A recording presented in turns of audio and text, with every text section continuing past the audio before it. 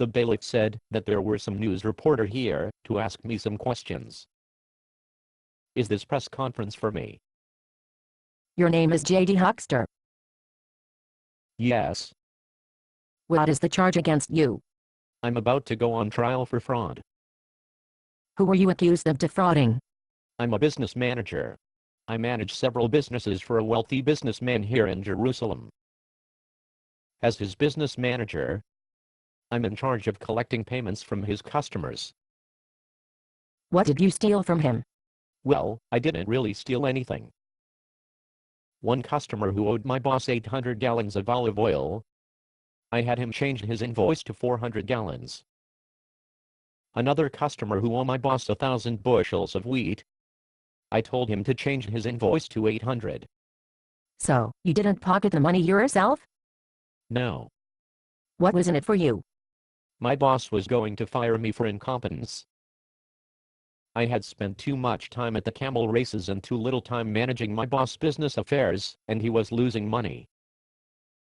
But I didn't have another job lined up.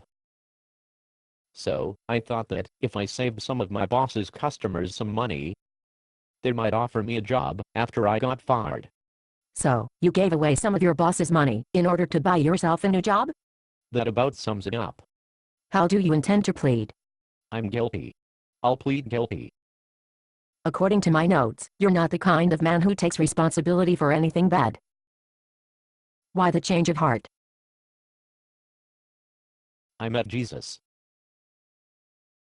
You wouldn't just happen to be the dishonest steward that Jesus spoke about in his parables, would you? Yes, I would.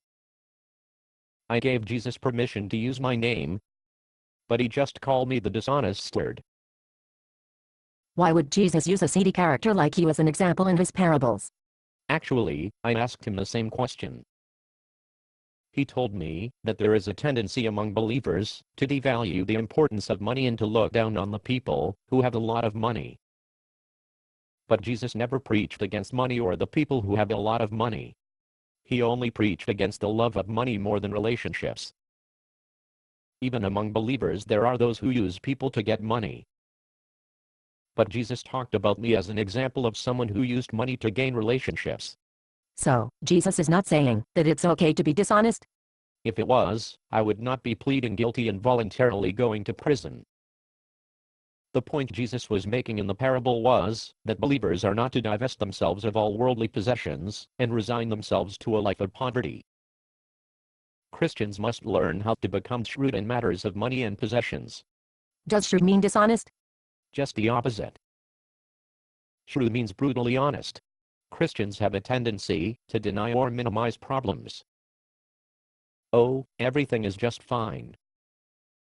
But Jesus used me as an example of one who objectively and accurately evaluated a difficult situation. How shrewd is it to end up in jail? Dishonesty aside, Jesus talked about me as an example because I evaluated a drastic situation quickly and took decisive action quickly. Many Christians persist in a state of denial until it's too late. Unfortunately, I chose a dishonest solution. Now that I've trusted Jesus for my future, decisive action in my case now calls for paying my debt to society. What will you do after you have paid your debt to society? After I get out of jail, I will do the kind of thing I did before. You mean you'll go back to being a business manager? Yes. I'll do the same job because it's what I'm gifted and talented for. But I'll do the job quite differently next time.